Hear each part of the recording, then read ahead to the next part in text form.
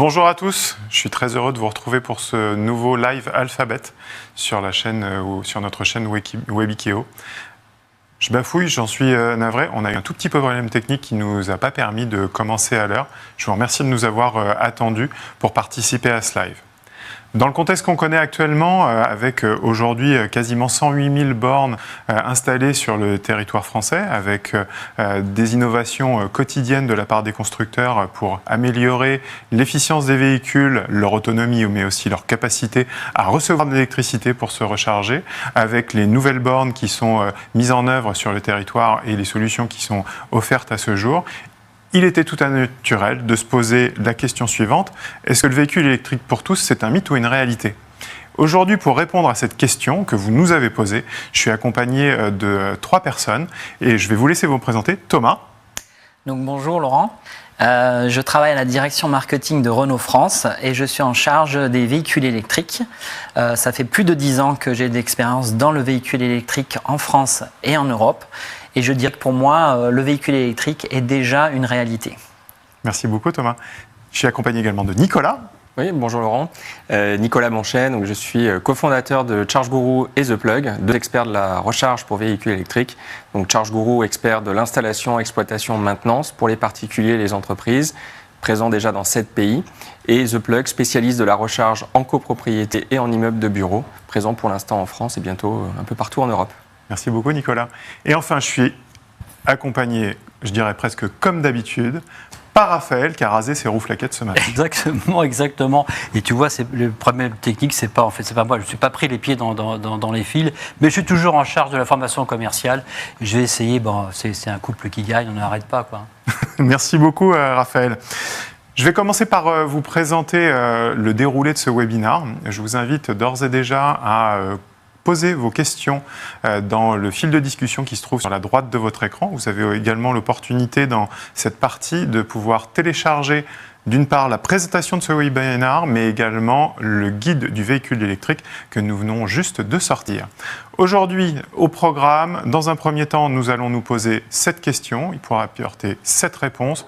En gros, on va traiter des 7 freins qui empêchent aujourd'hui vos collaborateurs et le Kidam de passer au véhicule électrique. Moi, je trouve que c'est une erreur personnellement. Ça fait un peu plus d'1 an maintenant que je roule en véhicule électrique sans aucun problème.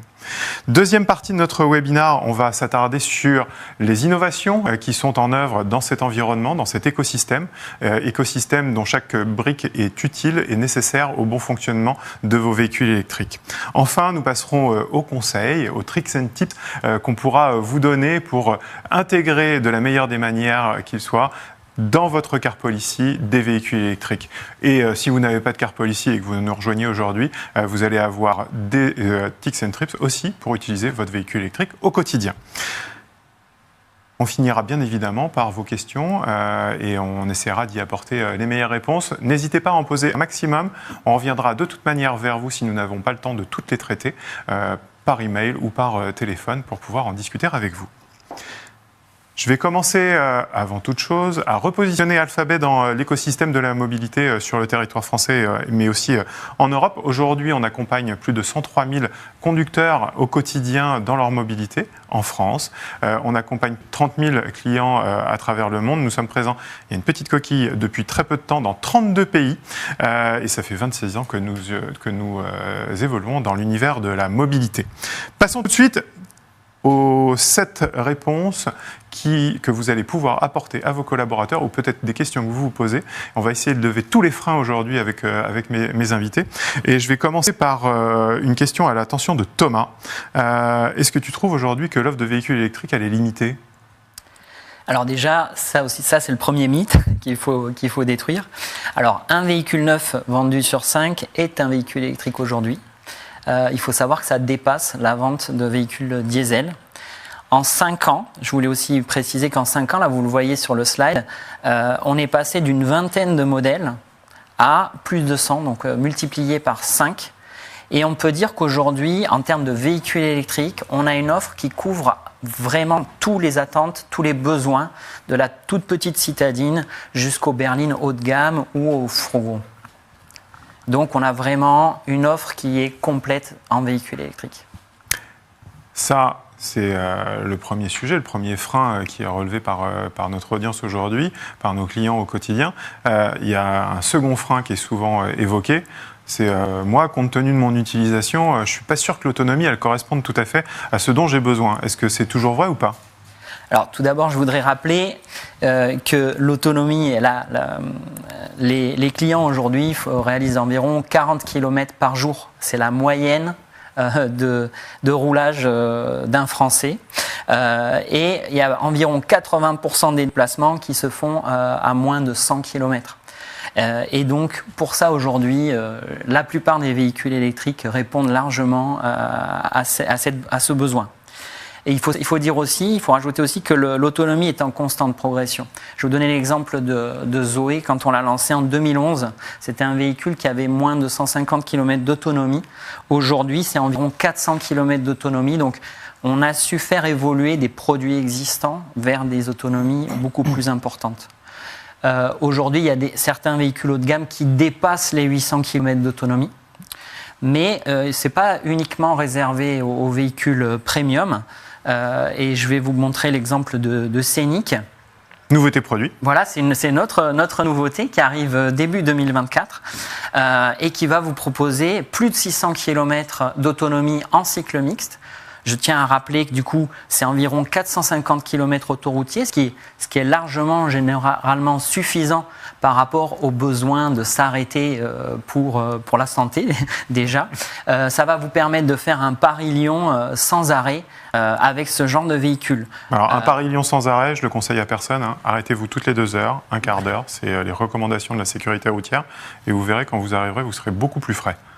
Vous regagnez avec ce genre de véhicule, on arrive à regagner 200 km en une demi-heure de charge et ça va permettre de faire un Paris-Bordeaux avec une pause déjeuner avec les enfants qui voudront s'arrêter d'environ 45 minutes. Donc autant dire qu'on ne s'arrête plus pour recharger avec le véhicule électrique. C'est désormais possible de s'arrêter. Il faut s'arrêter pour se reposer, se restaurer, faire courir le Pékinois et on en profite pour recharger. Donc c'est vraiment la contrainte de l'électrique n'est plus là.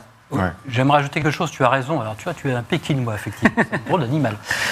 Oui, tu as raison, en fait, il faut capitaliser en fait, sur les pauses. Alors que ce soit, tu parlais des arrêts, mais c'est vrai que ce soit à domicile, par exemple, la nuit, où toi, je sais que tu es adepte des massages ayurvédiques. Donc, pendant que tu te fais masser, effectivement, tu peux recharger. Et en l'occurrence, la nuit, bah oui, on se charge la nuit, mais aussi, tu l'as très bien dit, durant les pauses, lorsqu'on est sur un trajet, on fait des arrêts normaux, mais on s'arrête aussi pour déjeuner. Et je vais peut-être être un peu provoque. En fait, la recharge, c'est en fait, le temps de recharge, c'est 1 minute. C'est juste le temps en fait, de brancher son véhicule parce que en fait, on ne perd pas de temps. Alors, tu vas me dire, oui, mais en 1 minute, le véhicule n'est pas chargé. Ce n'est pas vrai.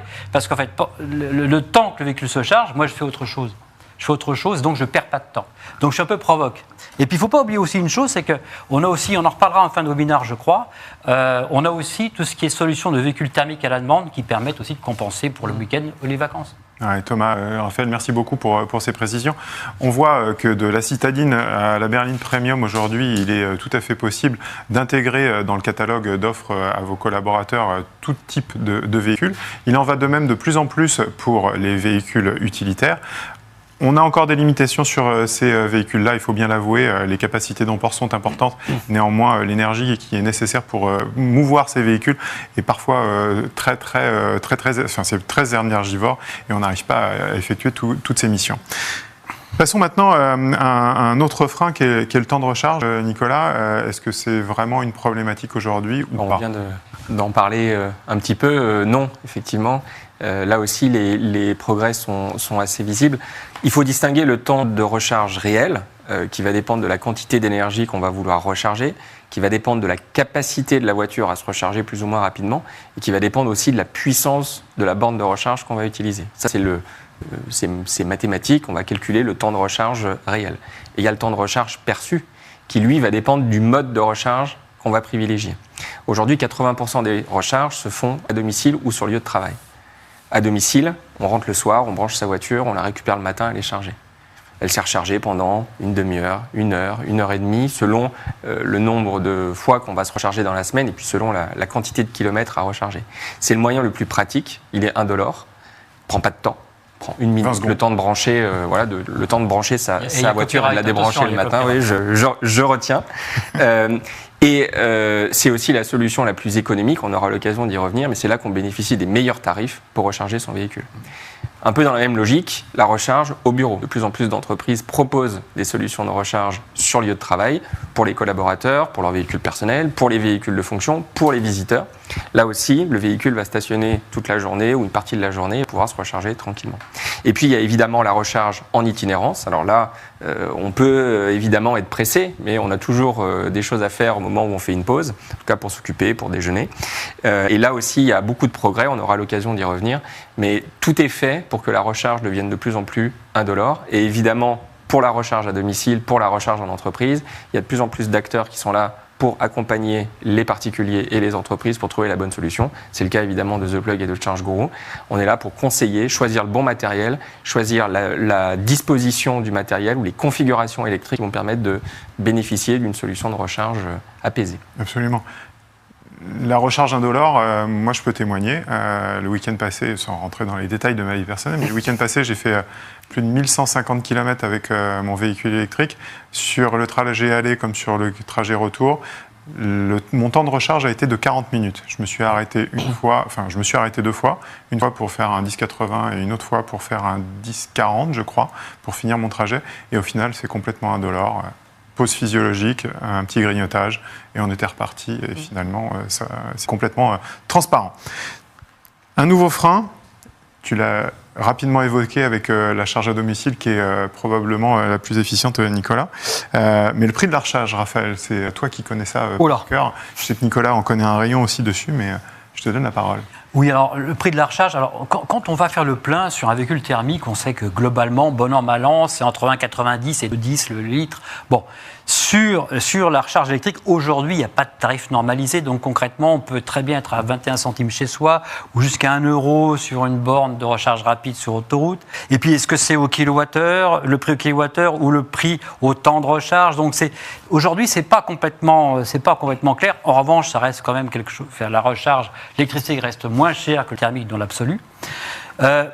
Alors, j'écoute la radio, comme tout le monde, et j'ai entendu il y a une semaine à peu près, comme quoi les tarifs d'électricité, alors pour le particulier entreprise, je ne sais pas encore, mais visiblement pour le particulier, seraient gelés jusqu'à début ou mi-2024. Donc, tout ça peut bouger parce que le contexte économique, la reprise, on sait très bien qu'on paye notre électricité selon un panier en fait d'énergie, dont aussi des énergies carbonées. Donc tout ça peut bouger, mais globalement, c'est relativement figé. Tu l'as dit tout à l'heure, il y a des bonnes pratiques. Il y a également la gratuité. Dans les bonnes pratiques, la gratuité, effectivement, lorsqu'on se charge sur le parking de société. Donc, c'est une bonne pratique. Il y a pour les gros rouleurs aussi des formules d'abonnement. Donc, ce sont aussi des bonnes pratiques. Il y a, je ne sais pas si tu l'as dit tout à l'heure, mais il y a aussi quelque chose d'important. Si je crois que tu l'as dit, on s'en charge la nuit, oui, pendant les heures creuses, donc c'est moins cher. Et puis, il n'est pas obligé de recharger 100% de la batterie. 80% suffit pour pouvoir rouler tout à fait correctement. Et j'ajouterai quelque chose, mais on en reparlera à la fin du webinaire, c'est notamment l'éco-conduite qui permet effectivement de mieux rouler et d'optimiser, en tout cas, son autonomie. Ouais, Nicolas, c'est quoi, toi, les conseils que tu donnes systématiquement à tes clients pour la recharge moins chère, finalement? C'est vraiment les heures creuses, hein. C'est assez mécanique, assez immédiat. Donc, on met en place des solutions qui permettent aux clients de se recharger de manière privilégiée, voire systématique, en heure creuse. C'est le cas sur The Plug. The Plug va proposer des abonnements bloqués en heure creuse, ce qui va permettre aux clients de brancher sa voiture le soir en rentrant, mais la recharge ne démarre pas tout de suite. Elle va démarrer au passage en heure creuse à 22h30, 23h selon les zones géographiques. L'intérêt, c'est que le client peut bénéficier du tarif le plus compétitif à 16 centimes du kilowattheure. Donc on est sur une recharge qui est extrêmement compétitive intrinsèquement et puis évidemment par rapport aux véhicules thermiques. Ouais. 16 centimes du kilowattheure, imaginez une moyenne, une vraie moyenne pour une berline standard d'une consommation au 100 km de 18 kW. Vous aurez rapidement fait le calcul par rapport à votre plein de carburant. C'est hyper compétitif et vraiment c'est imbattable aujourd'hui sur le marché. On le voit grâce à vos explications qu'il y a des solutions, des bonnes pratiques pour pour faire en sorte que la recharge soit optimisée et transparente, qu'elle soit le moins chère possible. Néanmoins, il y a un autre frein qui apparaît souvent, qui arrive sur le devant de la scène en permanence, c'est super vos véhicules électriques, par contre ça coûte une blinde, c'est hyper cher. Je suis un peu d'accord avec cette réflexion, parce que quand on voit les prix catalogue, c'est cher. Néanmoins, on vient d'évoquer le coût du kilowatt et le 100 km, mais au final, le TCO, ça donne quoi, Thomas ? Alors, évidemment, je ne vais pas le Pardon, nier. le TCO, j'utilise un acronyme qui est un anglicisme, c'est le coût d'usage du véhicule, excusez-moi. Alors, évidemment, en tant que constructeur, c'est difficile de dire que c'est pas vrai. Effectivement, les véhicules électriques sont à l'achat environ 30% plus chers. Mais déjà, en déduisant les bonus de l'État et tous les aides fiscales dont va vous parler Raphaël tout à l'heure, vous allez voir qu'en coût d'usage, vraiment, coût d'usage de la voiture, bien, le véhicule électrique est au moins aussi compétitif que le thermique, voire plus compétitif, plus on va rouler, on va en reparler. Ensuite, il faut avoir en tête aussi qu'un véhicule électrique, c'est des coûts d'entretien qui sont limités par rapport à un véhicule thermique. On voit environ 25% de gains sur toutes les pièces. Vous n'avez pas de vidange, vous n'avez pas de courroie de distribution, pas de bougie. Donc, c'est quelque chose de relativement simple, l'électrique, et les coûts d'entretien sont limités. Les assureurs aussi vous font des tarifs environ 10 à 12% moins chers sur les véhicules électriques. Et comme Nicolas l'a dit, donc le coût de recharge à domicile, c'est 4 € les 100 km. Je ne sais pas si on l'a cité tout à l'heure. C'est donc 3 fois moins cher que le carburant. C'est-à-dire si je prends aujourd'hui un thermique essence, une berline de 6,5 litres au 100, à 2 € le carburant, on est plutôt entre 13 et 14 € les 100 km. Donc vous voyez que c'est quand même très, très avantageux. Plus vous roulez finalement avec l'électrique, plus vous économisez. Et bien sûr, quelqu'un qui va rouler par exemple environ 100 km par jour, c'est-à-dire 2000 km par mois, il va avoir avec un thermique entre 250 et 300 € de carburant, vous réduisez votre facture à 80 € en électrique. Donc vous comprenez qu'effectivement, en coût d'usage, c'est imbattable. Le coût d'usage du véhicule électrique aujourd'hui est vraiment imbattable sur le devant de la scène, malgré le surcoût à l'achat. À n'en pas douter, les technologies avançant, le volume arrivant de plus en plus. Je vous rappelle qu'au mois d'août, les véhicules électriques en Europe sont passés devant les véhicules diesel en termes de nombre de ventes, d'immatriculation, pardon, en termes de nombre d'immatriculations en août. Donc les économies d'échelle vont de plus en plus arriver pour réduire le coût d'achat de ces voitures. Un autre frein, et pas des moindres, est-ce qu'il y a assez de bornes sur le territoire français ? Je vous le disais tout à l'heure en introduction, on avait un objectif à 100 000 bornes en fin d'année dernière. Bon, il n'a pas été vraiment respecté. Néanmoins, il y a eu une accélération et une prise de conscience aussi bien des pouvoirs publics que des partenaires sur le sujet. On a quasiment touché les 108 000 bornes sur le territoire français pour de la recharge en itinérance. Aujourd'hui, Nicolas, est-ce qu'on est toujours dans cette dynamique-là ? Est-ce que cette croissance va continuer ? Oui, il y a eu effectivement une augmentation très nette du nombre de bornes de recharge ouvertes au public, 108 000. C'est au-delà maintenant du cap de 100 000 bornes qui avait été fixé. Alors on peut se dire on l'a atteint tardivement. La réalité, c'est que quand on connaît la difficulté de trouver du matériel, ça a été particulièrement vrai ces derniers temps, et la difficulté de trouver des électriciens, qui est une profession qui est extrêmement sollicitée en ce moment, atteindre 100 000 bornes aussi vite, c'est une prouesse. C'est plus 50% en un an. Et aujourd'hui, les benchmarks, les parangonnages en français montrent que on est aujourd'hui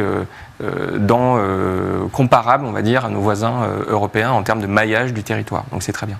Et si on zoome sur les aires d'autoroute, on a près de 400 stations d'autoroute aujourd'hui, 99%, c'est-à-dire la totalité en réalité, sont équipées de bornes de recharge et plus de 80% d'entre elles sont équipées de bornes de recharge rapides, donc à plus de 150 km. Donc c'est sur ces stations-là qu'on va pouvoir faire un plein rapide, le temps de manger un sandwich ou d'aller faire une petite pause. Voilà.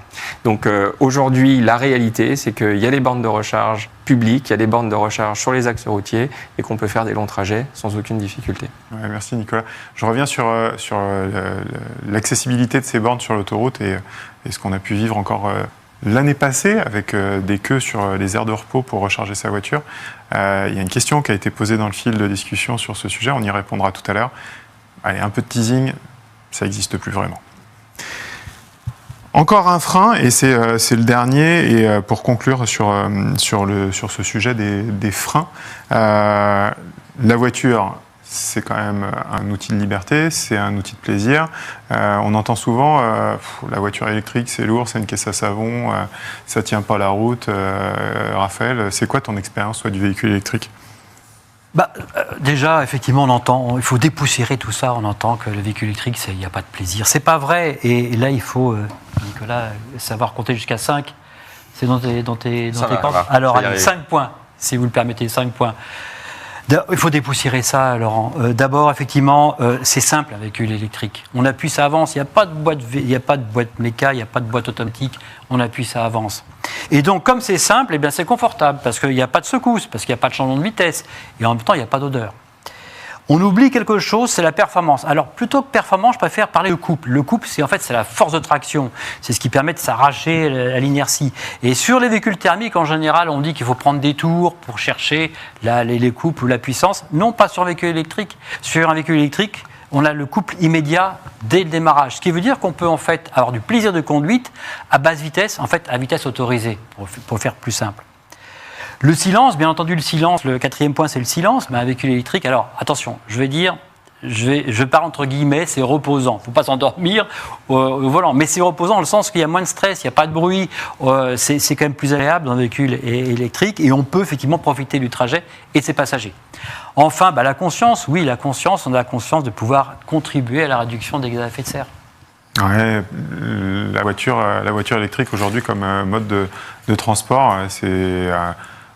Le jour où on y a goûté, le jour où on l'a essayé, mais où on l'a essayé vraiment, pas juste une heure comme ça à sortir de concession, mais quand on l'a essayé plusieurs jours de suite, revenir en arrière, c'est assez difficile. J'espère qu'avec les éléments de réponse que nous vous avons apportés dans cette première partie qui traitait des freins au passage aux véhicules électriques, vous avez des éléments de réponse à apporter à vous-même, parce que peut-être que vous êtes réticent à passer au véhicule électrique, mais aussi à apporter à vos collaborateurs pour qu'ils puissent faire le choix du véhicule électrique à l'occasion de leur prochain renouvellement. L'innovation, c'est le cœur du sujet du véhicule électrique. On l'a dit tout à l'heure avec Zoé, qui est passée d'une centaine de kilomètres d'autonomie à aujourd'hui quasiment 400 kilomètres d'autonomie. Des vitesses de recharge considérablement améliorées. Les chargeurs embarqués qui nous permettent aujourd'hui de se brancher sur le courant à la maison si on bénéficie d'une borne adéquate qui peuvent monter jusqu'à 22 kW. Je ne sais pas si aujourd'hui il y a des constructeurs qui vont au-delà, mais ça vous permet aussi de vous recharger très rapidement. Toutes ces innovations technologiques aujourd'hui, elles sont au rendez-vous et c'est ce que nous allons aborder maintenant avec un petit peu de technique parce que dans une voiture électrique, il y a un truc hyper important pour emmener du courant et de l'énergie par conséquent, c'est les batteries. Elles sont faites de quoi et comment ça fonctionne ? Alors Laurent, Thomas, pardon. Oui, les batteries, en fait, principalement, on va dire, il y a 2 chimies de batteries aujourd'hui principales qui sont des solutions lithium-ion. C'est la batterie dite NMC, donc nickel, manganèse, cobalt, et la batterie LFP, donc lithium, fer, phosphate. Ce sont bien évidemment des matières qui sont non renouvelables, mais effectivement, dont il faut dire que la technologie la chimie de ces batteries a considérablement évolué. Donc nous, on a fait le choix chez les constructeurs plutôt d'aller sur les technologies NMC. Les technologies NMC ont une meilleure densité énergétique, ce qui donne une performance en termes d'autonomie qui est bien supérieure à la technologie LFP. La technologie LFP, elle, est plus durable et les batteries se dégradent un peu moins vite. Mais il faut dire, je reviens sur la technologie NMC, qu'elle a aussi évolué. C'est des technologies qui évoluent en permanence et notamment, par exemple, l'utilisation de ces fameuses matières a été divisée par 3. Le manganèse, le cobalt, ça a été divisé par 3 entre le lancement, par exemple, de la Zoé et aujourd'hui les nouvelles technologies de batterie qu'on peut avoir sur Mégane ou sur Scénic. Donc, Très clairement, ça c'est la réalité. Ensuite, il y a un dernier point où les gens sont sensibles à tout ce qui est recyclage. Donc les batteries sont recyclables à plus de 95%. On réutilise ces fameuses matières. C'est possible de réutiliser le nickel, le manganèse, le cobalt en partie.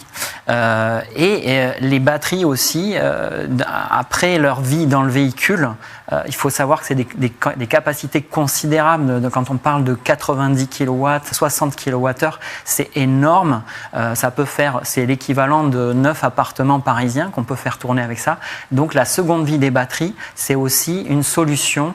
On réutilise ces batteries pour du stockage et je pense que tu en reparleras, Nicolas. Oui, absolument. Il y a dans toutes ces innovations, je bégaye, une dimension RSE. Aujourd'hui, toutes les entreprises que nous rencontrons sont attachées à avoir une mobilité plus durable ou une mobilité plus responsable. Ces innovations, comment est-ce qu'on peut les caractériser d'innovations RSE, Nicolas ? En fait, tout l'enjeu, effectivement, c'est de rendre le véhicule électrique plus durable, plus efficace. Et ça tourne beaucoup autour de l'utilisation ou de la réutilisation et du recyclage de la batterie. Donc on a effectivement une première dimension qui est en train de se développer. Tu en as dit quelques mots, c'est la réutilisation de la batterie. En réalité, une batterie en fin de vie pour un véhicule, elle a toujours de la capacité, elle peut toujours stocker de l'énergie et on peut toujours l'utiliser. On peut l'utiliser comme solution de stockage stationnaire. Donc on va développer des capacités, que ce soit chez les particuliers ou en ferme de batteries qu'on va positionner sur le réseau. Et ça va permettre de stocker l'énergie quand on la produit, mais qu'on n'en a pas forcément, besoin tout de suite. Donc typiquement, on a de la production solaire, de la production éolienne, et on va la stocker et on va la restituer au réseau au moment des pics de consommation. Ça, c'est un premier usage. Et on peut avoir le même type de logique chez un particulier qui va installer une batterie, qui va avoir des panneaux solaires sur le toit. En pleine journée, il n'y a pas forcément de consommation dans la maison, mais les batteries vont se recharger. Et le soir, au moment du pic de consommation, entre 20h et 22h, la batterie va restituer l'énergie. Et ça évite de consommer aux heures de pointe. Et ça permet, outre évidemment un intérêt économique, de moins solliciter le réseau et d'éviter de devoir faire des mises à jour ou des renforcements de réseau là où on n'en a pas forcément besoin. Ouais. Je me permets une petite insertion, Nicolas. Ouais. On a fait une insertion produit tout à l'heure avec Nouveau Scénic. Au sein du BMW Group, l'usine de Dingolfing, qui est une des usines historiques du BMW Group, s'est équipée depuis plusieurs années d'éoliennes et de panneaux solaires. Et l'énergie qui est générée par ces solutions avec des énergies renouvelables, cette énergie, elle est stockée dans les premières batteries de i3 qu'on a récupérées sur des véhicules qui sont arrivés en fin de vie. Et on a effectivement une ferme de batteries dans cette usine qui permet d'alimenter en permanence ce site de production. Nicolas. Et puis le deuxième sujet, c'est le recyclage. Donc une fois qu'on a utilisé puis réutilisé les batteries, il y a un sujet de recyclage. Il y a des obligations qui sont de plus en plus importantes sur la quantité, la part de batterie qui doit être effectivement recyclée. Et puis parallèlement à ça, c'est une bonne nouvelle, on développe nos capacités de recyclage en Europe. On est aujourd'hui à 15 000 tonnes de capacité de recyclage et on va passer d'ici 2035 à 700 000 tonnes. Donc on augmente considérablement nos capacités. Le but, c'est d'avoir aussi une certaine indépendance dans notre capacité à recycler les batteries et puis d'éviter de les faire voyager un peu partout sur la planète. Là aussi, ça serait pas très vertueux de devoir dépenser du CO2 pour transporter des batteries à l'autre bout du monde et les recycler. C'est clair, Nicolas. Ouais, merci beaucoup pour cette partie RSE. Mais ces innovations, elles sont aussi ailleurs que dans les véhicules, ailleurs que dans les batteries. Elles sont également dans les dispositifs de recharge, Nicolas. Oui, effectivement. Donc il y a une innovation qui est permanente. Il faut bien avoir en tête qu'on est au tout début de l'histoire en réalité. Il y a des moyens considérables qui ont été mis sur la table par les constructeurs automobiles, par les fabricants de matériel pour sans cesse innover et proposer des solutions plus performantes. Sur la recharge, c'est assez basiquement de la recharge plus rapide. Alors on l'a vu tout à l'heure, on n'a pas forcément besoin tout le temps de se recharger très vite. Parfois on a largement le temps de se recharger avec des solutions de faible puissance, mais quand on en a besoin, on a besoin de se recharger vite. Et donc là, il y a des puissances, des stations haute puissance qui émergent un peu partout sur le territoire. Il y a même des nouveaux paliers de puissance qui sont en train d'être atteints, notamment pour la recharge des poids lourds, puisque le véhicule électrique poids lourd arrive également à grande vitesse. Excuse-moi, on est à 450 kg maintenant, je crois. Oui, 400, mais voilà, on a effectivement des paliers qui sont pour l'instant testés, mais à 600, 800, 1 MW même. Alors après, il faut quand même se poser la question de l'utilité, parce qu'avoir 400 kW de consommation, enfin de puissance instantanée sur le réseau, c'est très impactant. Donc ça veut dire qu'il y a des renforcements à faire en amont. Il faut vraiment se poser la question, de savoir si c'est absolument nécessaire. Ouais. D'autant plus qu'aujourd'hui, on l'a vu avec ton exposé Thomas, c'est que c'est plus l'autonomie qui va nous arrêter en itinérance, ouais. Mais c'est bien l'être humain qui va être fatigué, qui va devoir s'arrêter pour satisfaire ses besoins physiologiques et en profiter pour recharger, ce qui sera complètement transparent. Donc, des bornes de recharge plus rapides, des bornes de recharge plus intelligentes. On a des solutions maintenant qui vont permettre le dialogue entre la borne de recharge et la voiture, de telle sorte que les sessions de charge soient optimisées, que la borne connaisse l'état de charge du véhicule. Donc ça, c'est des choses qui sont en train d'arriver. On a un couplage avec la production d'énergie décentralisée qui est de plus en plus fréquent. Alors, pour l'instant, ça apparaît en France, mais c'est déjà très fréquent dans d'autres pays européens, notamment en Allemagne. Vous avez les panneaux solaires, vous avez la voiture, et puis entre les deux, vous avez éventuellement une batterie pour faire le stockage qu'on évoquait tout à l'heure. Vous avez également des solutions de restitution de l'énergie, non pas au niveau du bâtiment, mais au niveau du réseau. Donc là, le véhicule va servir de lieu de stockage, soit pour restituer à la maison, mais aussi pour restituer de l'énergie au réseau au moment des heures de pointe. Donc vous rentrez chez vous à 20h, plutôt que de commencer à charger, en fait, le véhicule va se décharger, va aider le réseau à supporter le pic de puissance en heure de pointe. Et puis à partir de 22, 23, même un peu plus tard, quand le chauffe-eau a fini de tourner, 1h, 2h du matin, le véhicule va commencer à se recharger pour être complètement chargé le lendemain matin quand vous en avez besoin. Exactement. Et puis, bon, il y a encore plein d'innovations qui apparaissent. On voit des tests de route à induction qui permettent au véhicule de se recharger en roulant. Bon, là, c'est sûr que ça fait un peu rêver. Faut voir si, effectivement, économiquement et techniquement, l'équation est favorable. Mais oui, c'est de nouvelles solutions qui vont rendre encore plus facile l'usage du véhicule électrique au quotidien. Ouais, c'est toutes les nouvelles technologies qui sont mises en œuvre. La recharge à induction, on peut parler également de la pile à combustible avec la mise en œuvre de l'hydrogène. Il y a un certain nombre de constructeurs qui travaillent sur ces sujets-là. L'avenir nous réserve encore de belles choses. Pour optimiser tout ça, pour optimiser ces trajets, pour optimiser sa recharge, il y a un truc vachement pratique qui est un peu dans toutes les voitures. On peut en avoir plein sur son téléphone, c'est les travel planners. Thomas, qu'est-ce que tu peux nous en dire ? Alors les planificateurs de trajet, ça arrive avec tous les véhicules électriques modernes, on va dire, qui sont de plus en plus connectés. Vous avez des véhicules maintenant qui deviennent de vraies tablettes ou de vrais smartphones. Et du coup, c'est des véhicules qui communiquent et qui vous permettent de planifier votre destination avec l'ordinateur de bord. Et l'ordinateur de bord va vous calculer le meilleur trajet en temps de charge, en prenant en compte les temps de charge et en optimisant les arrêts. Donc la voiture communique avec les bornes, elle sait aussi si la borne est disponible ou pas, si elle fonctionne ou pas. Ça, c'est tous ces éléments-là qui sont rassurants aussi vis-à-vis du client. Tout ça, le planificateur de trajet peut l'amener. Et puis, finalement, ces solutions-là vont vous proposer des alternatives, c'est-à-dire plutôt que de s'arrêter une fois, 1 heure, et en fait, vu que les pics de charge sont atteints au début de la charge, vous allez avoir le planificateur de trajet va vous proposer de vous arrêter 2 fois de manière plus courte pour optimiser la charge rapide. Ouais, tu l'indiquais un instant, ils permettent d'optimiser les trajets avec la recharge et les courbes de recharge aussi, on voit leur comportement. Ça charge très vite au départ, ça se dégrade au fur et à mesure. C'est un peu comme quand on remplit un verre d'eau. Au début, on va vite, et puis plus on s'approche du bord, plus on ralentit pour éviter que ça déborde. Et bien là, c'est un peu le même principe.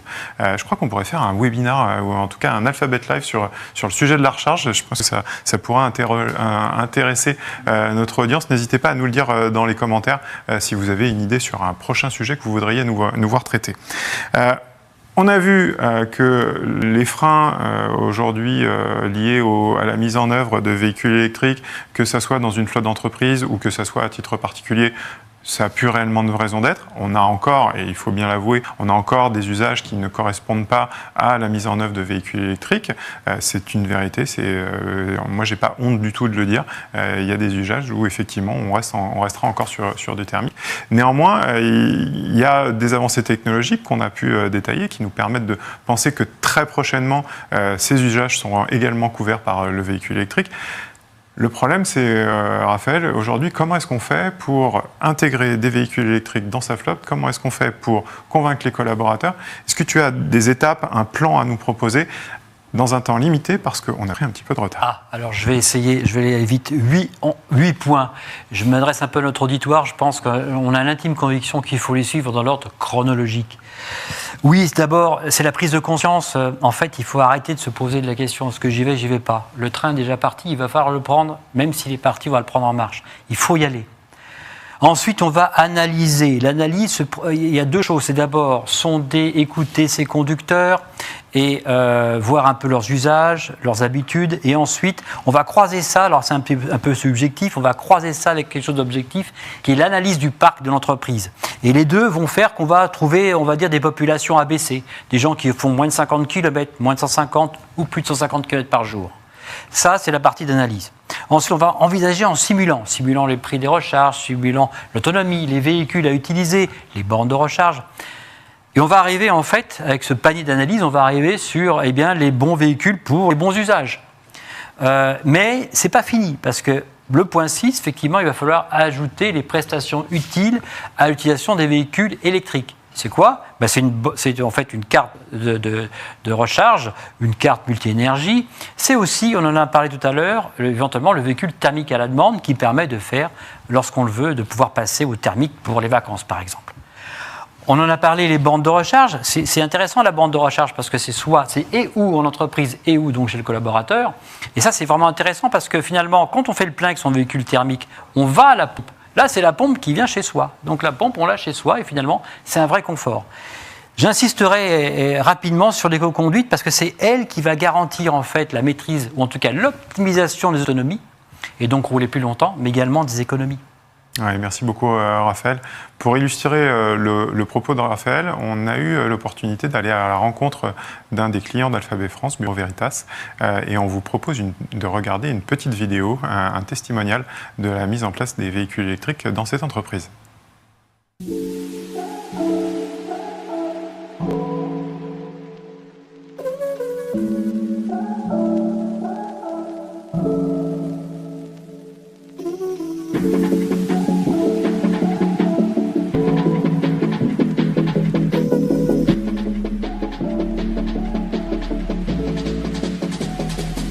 Lucia Lepore, responsable du parc automobile chez Bureau Veritas depuis septembre 2022.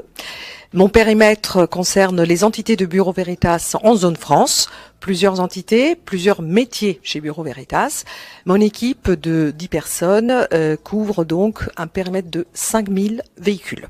La plupart des VP, 85%, et le reste c'est des véhicules en 2 places ou en fourgonnette.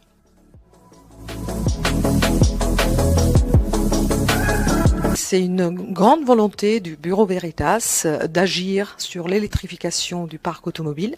Depuis maintenant 3 ans, le catalogue véhicules a été ouvert sur des véhicules de modèle électrique.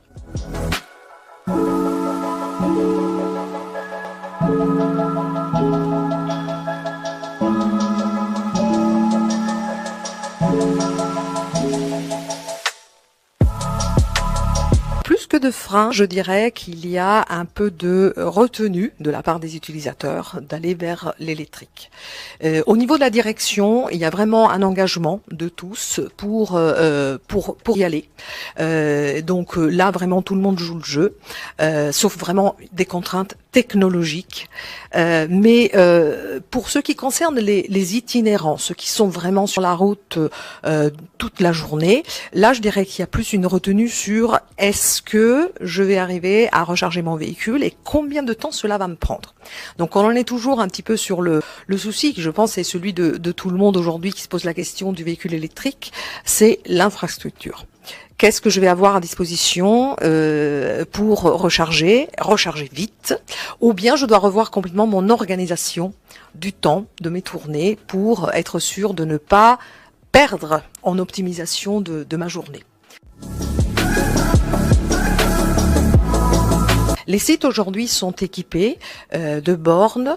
On a fait le choix de pas non plus en mettre beaucoup. Il y en a, je crois, 2, maximum 3 par site. Et après, c'est au domicile du collaborateur. Là, c'est également un choix qu'on laisse au collaborateur. Il y a bien sûr une visite de faisabilité technique d'installation de la borne au domicile. Et bien sûr, après, il peut charger son véhicule pour les déplacements professionnels avec une carte, mais il a également une carte de recharge aux bornes publiques si pendant la journée il a besoin de recharger. C'est clair que ce qui a facilité chez Bureau Veritas, c'est que l'exemple a été donné par le management. Cet engagement à renouveler le véhicule le moment venu avec un véhicule électrique. 100% électrique. Cet exemple a certainement aidé à convaincre les personnes qu'il fallait y aller. Après l'accompagnement, je pense que c'est important de parler avec les personnes, de les rassurer, si possible de leur donner aussi des informations sur comment les infrastructures augmentent, les facilités d'installation de bornes. La borne à domicile certainement a été aussi une autre aide importante parce qu'ils se sont sentis comme avoir la possibilité de charger toute la nuit. Ça rassure énormément. Le choix également a été fait pour ceux qui le souhaitent, d'avoir la possibilité un véhicule thermique pendant un certain nombre de jours pendant l'année. Ça, c'est quelque chose qui a rassuré sur la fameuse question « et quand je pars en vacances ?» Cette possibilité, pour ceux qui le souhaitaient, d'avoir cette option, de switcher donc sur un véhicule thermique, a aussi poussé beaucoup de personnes finalement à faire le choix de passer à l'électrique.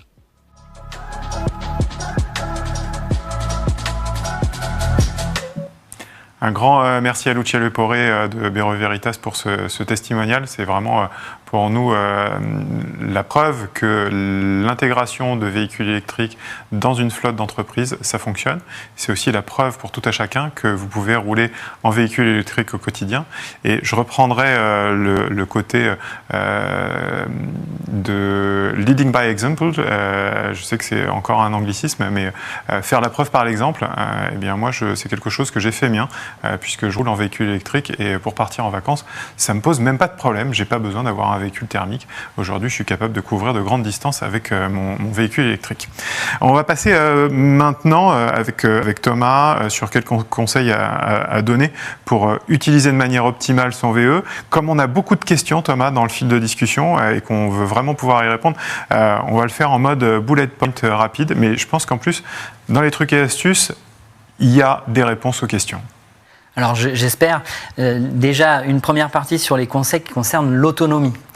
Déjà, on charge quotidiennement à 80%. Et c'est la veille des grands trajets qu'on charge à 100%. On ne part pas sur l'autoroute avec pas beaucoup d'autonomie. On préconditionne son véhicule. En fait, les véhicules électriques sont équipés de préconditionnement qui permettent l'hiver de préserver l'autonomie. On utilise le planificateur de trajet, ça j'en ai pas mal parlé. Et il faut savoir aussi que quand on est en véhicule électrique, pour optimiser la charge, on en a parlé, les pics de charge, il faut recharger la batterie quand elle est à moins de 20%. C'est là où on va avoir les meilleurs temps de charge. Et donc la meilleure autonomie. Ensuite, ce qui impacte le plus l'autonomie, c'est la vitesse. Rouler à 110 km/h au lieu de 130 sur l'autoroute, vous le voyez parfois, c'est 20% de gain d'autonomie. Et puis, utiliser les systèmes de freinage régénératif. Alors ça, c'est pas sur l'autoroute, c'est plutôt en milieu urbain. Et là, on économise aussi beaucoup d'énergie de cette manière-là. Le deuxième point, ce sont les conseils pour la charge. Donc, quand on se recharge à domicile, eh bien, on va conseiller, nous constructeurs, des bornes de recharge qui vont recharger la nuit rapidement. Et vous allez voir qu'en fait, vous allez recharger 1 à 2 fois par semaine maximum. Pour les trajets du quotidien, ça sera amplement suffisant. La charge pour les gens qui habitent en copropriété, mon collègue de The Plug a des solutions à vous proposer et il n'y a pas de souci là-dessus aussi. Le Smart Charge, on en a déjà aussi beaucoup parlé. Ça, c'est la possibilité de charger quand l'énergie est moins chère. Et puis finalement, la charge en itinérance, là je peux vous recommander une chose, c'est de coupler 2 types de cartes. C'est des cartes multi-opérateurs. Par exemple, chez Renault, c'est Mobilize ChargePass pour faire un petit peu de publicité. Et puis vous pouvez coupler ça à ChargeMap ou d'autres cartes de charge qui permettent de recharger sur la plupart des bornes publiques. Merci beaucoup Thomas. On va passer quasiment tout de suite aux questions, mais s'il y avait 3 choses à retenir aujourd'hui, la première, ce serait familiariser et expérimenter. Rien de tel que confier à vos collaborateurs ou à vous particuliers d'essayer une voiture électrique pendant une semaine si vous en avez la possibilité. Week-end inclus, vous allez voir, partir en week-end en véhicule électrique, c'est hyper confort, c'est vachement reposant et en plus, ça permet d'émettre beaucoup moins de CO2. Le deuxième point, c'est inciter, faire soit la promotion du véhicule électrique en entreprise, le promouvoir, expliquer, faire comprendre comment ça fonctionne, traiter les freins, on l'a traité pendant cet Alphabet Live, n'hésitez pas à inciter vos collaborateurs à faire des tests à essayer, ou même si vous êtes vous-même conducteur de véhicule électrique, à prêter votre véhicule. Et enfin, il faut suivre, parce que c'est bien joli de dire que le véhicule électrique, c'est super, ça fait faire des économies, c'est bien en CO2, mais moi, ce que je recommande avant tout à l'ensemble de nos clients, c'est de partir d'une situation initiale où vous avez des véhicules thermiques dans votre parc à aujourd'hui, j'ai introduit des véhicules qui sont des véhicules électriques dans l'offre que je propose à mes collaborateurs et de dire j'ai réduit mes émissions de CO2 et j'ai réduit mon coût de détention. Voilà pour les 3 choses à retenir aujourd'hui. On va maintenant passer aux questions. Je vous invite à télécharger notre guide sur le véhicule électrique qui vient juste de sortir. Vous avez également l'opportunité de télécharger la présentation qui nous a servi de support ce jour à l'ensemble de nos débats. On commence tout de suite avec une question de la part de Bertrand. Comment traiter la recharge de plusieurs centaines de véhicules sur autoroute lors des grands week-ends de déplacement? J'ai envie de dire, pour avoir fait l'expérience, je vais parler de ce que j'ai pu vivre quasiment le week-end du 15 août, en tout cas un jour de grand départ pour descendre dans le Grand Ouest. Il n'y a pas de file d'attente. Il y a aujourd'hui un maillage sur le réseau autoroutier français qui est amplement suffisant. Aux abords des autoroutes également, ça vous permet de gagner quelques euros en faisant un détour de 3 ou 4 km, ce qui est quand même pas grand-chose.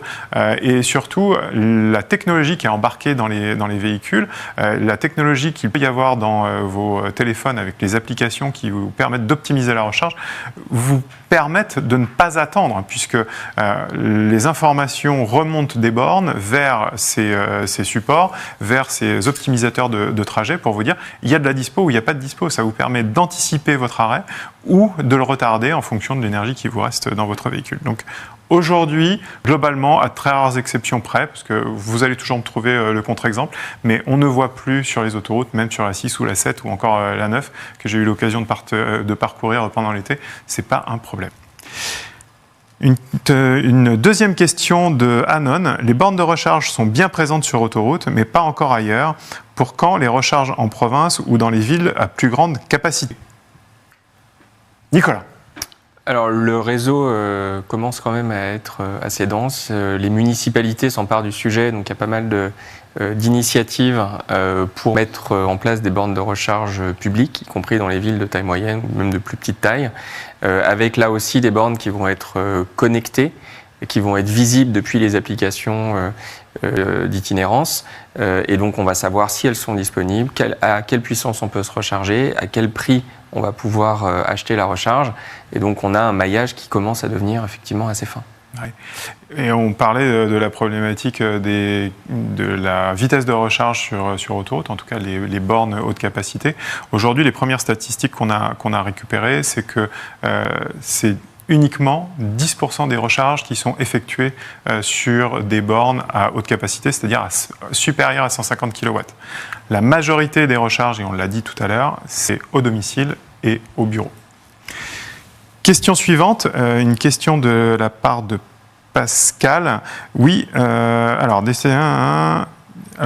c'est plutôt une affirmation de la part de Pascal qui répondait à Nathalie. Oui, il y a des stations comme Electra qui permettent même de réserver sa place à l'avance. Nicolas, quid des fournisseurs d'électricité aux bornes électriques? Plusieurs fournisseurs donc complexes pour l'utilisateur. Effectivement, il y a un grand nombre d'intervenants sur le marché qui peut prendre cette question. Moi, je l'expérimente au quotidien, donc je pourrais donner mon expérience, mais Nicolas ou Thomas, peut-être.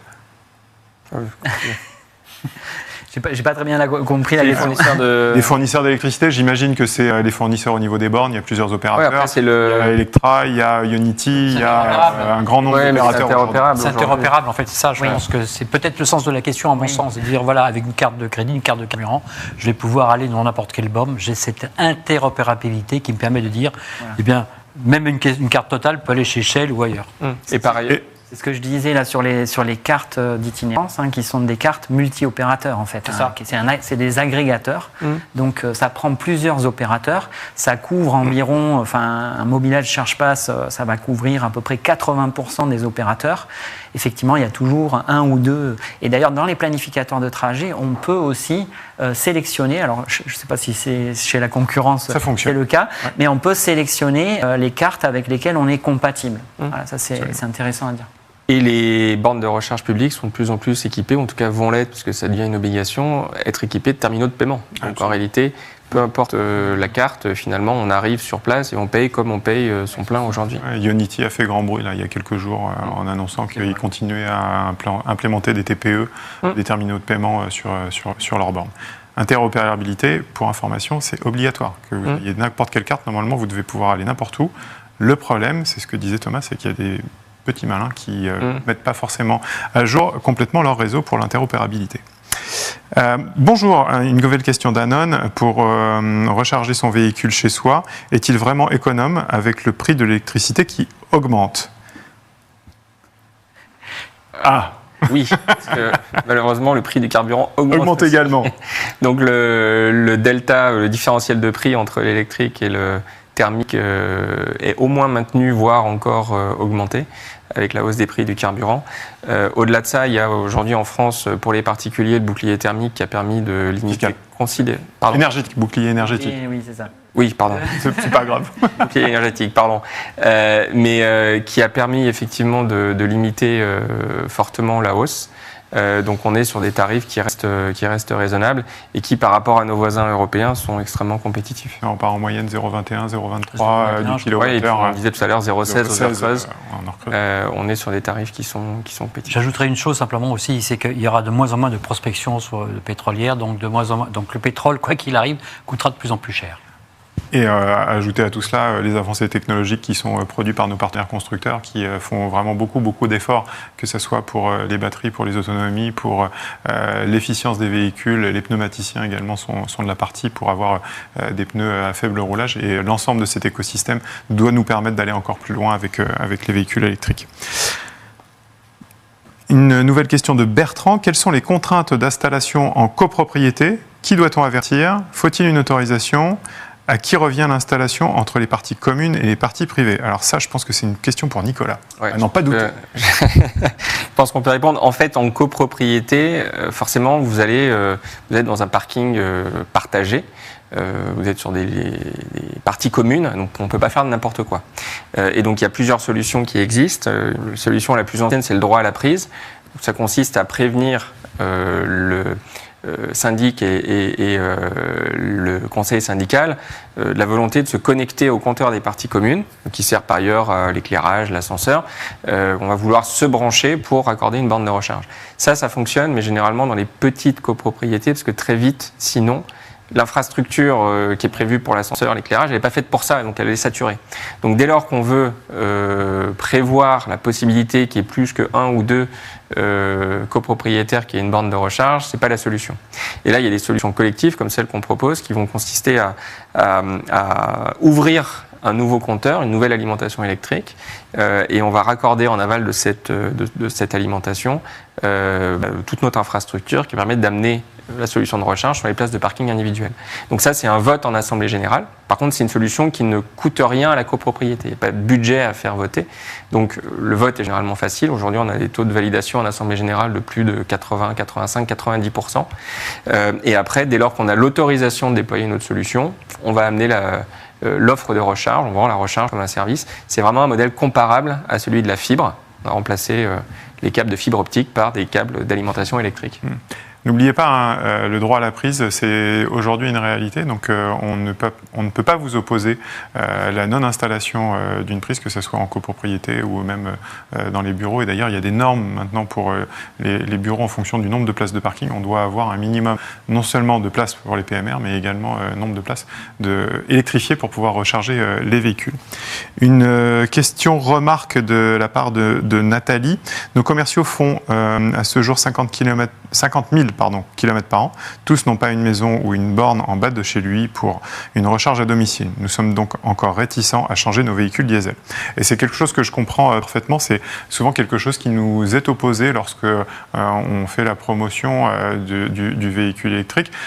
De toute façon, on en fait la promotion, mais on est contraint et accompagné dans cette dynamique par la loi d'orientation des mobilités. Donc on ne doit pas hésiter à continuer à avancer sur ces sujets-là.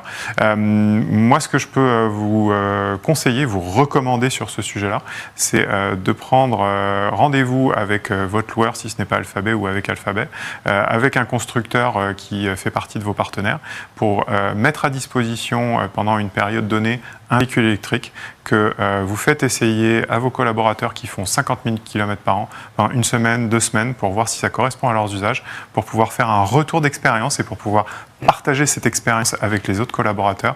Je crois que c'est la première pierre à l'édifice que vous pouvez poser pour voir si ça correspond aux usages ou non.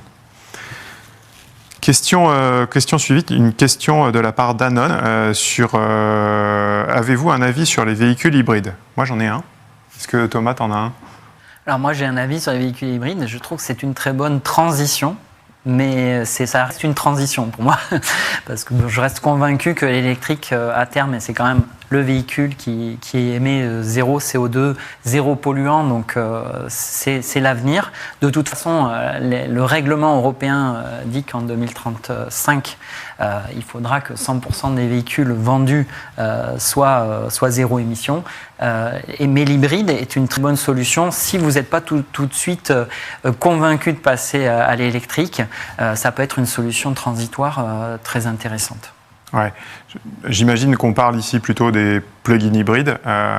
Pour avoir eu un véhicule plug-in hybride par le passé en mon véhicule électrique, le plug-in hybride, c'est vachement bien. Il faut juste penser à le brancher. Pourquoi? Parce que aujourd'hui, on a sorti une étude l'année dernière et on refait cette étude avec l'IFOP cette année sur les trajets domicile-travail des collaborateurs français, des Français sur leur trajet domicile-travail. Et on se rend compte que pour 80%, ils font moins de 40 km par jour. Aujourd'hui, un véhicule PHEV, c'est entre 80 et 120 km d'autonomie en WLTP.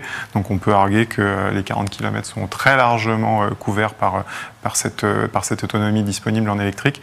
Ça vous permet d'essayer l'électrique, puis vous verrez que vous vous prendrez au jeu et que vous n'allez pas arrêter de brancher votre voiture et que votre objectif, ce sera de parcourir le plus grand nombre de kilomètres avec un plein. Mon record, c'est 1200 km avec une essence. Plug-in hybride. Une question de Estelle M. Ne pensez-vous pas que le coût de l'électricité ne va pas augmenter si tout le monde est équipé de voitures électriques? Non, je pense. très honnêtement, non, c'est pas lié, hein, c'est lié à la production, et c'est vrai qu'on peut imaginer que si tout le monde se charge le soir, on n'aura pas les capacités. Moi, j'y crois pas du tout. Je pense au contraire, il y a un vrai plan aujourd'hui qui a été pour relancer, notamment en France, le nucléaire. Alors, je suis pas en train de dire que le nucléaire est propre ou sale, c'est pas le débat. Il y a un vrai plan pour prise de conscience qu'effectivement, l'énergie, non seulement on l'a vu, la technologie doit suivre, la technologie doit même précéder aussi les véhicules électriques. C'est pareil pour les énergies. Il y a un vrai plan, on l'a vu récemment là, avec le gouvernement qui en a parlé, pour ce surveillance des prix, mais également sur une reprise de conscience sur les énergies. Donc il y a effectivement la production. La production peut être nucléaire, elle peut être éolienne, elle peut être effectivement sur les panneaux photovoltaïques. Il y a les solutions, donc non, il ne faut pas avoir peur de ça du tout. Merci beaucoup, Raphaël. On a commencé avec 3 minutes de retard. Il me reste 30 secondes pour remercier mes invités. Merci Thomas, merci Nicolas, merci Raphaël. Je vous invite à télécharger le guide du véhicule électrique qui se trouve sur le fil de discussion, ainsi que le support de présentation qui nous a servi aujourd'hui. Abonnez-vous, j'ai envie de faire mon youtubeur de base, mais abonnez-vous, mettez un pouce bleu, ça nous aidera pour continuer à progresser. Et surtout, moi, ce qui m'intéresse, dans vos commentaires, dans vos retours d'expérience sur le véhicule électrique, c'est de me dire quel est le sujet que vous voulez traiter à l'occasion du prochain Alphabet Live, pour qu'on puisse sélectionner des intervenants de qualité comme ça a été aujourd'hui. Je vous remercie encore une fois, et qu'on puisse adresser vos problématiques en entreprise. Dernière précision, j'ai encore plein de questions dans le fil de discussion. On y répondra directement, on se rapprochera de vous pour vous apporter des réponses. Je vous souhaite une bonne fin de journée, merci à vous et bonne fin de journée. Au revoir.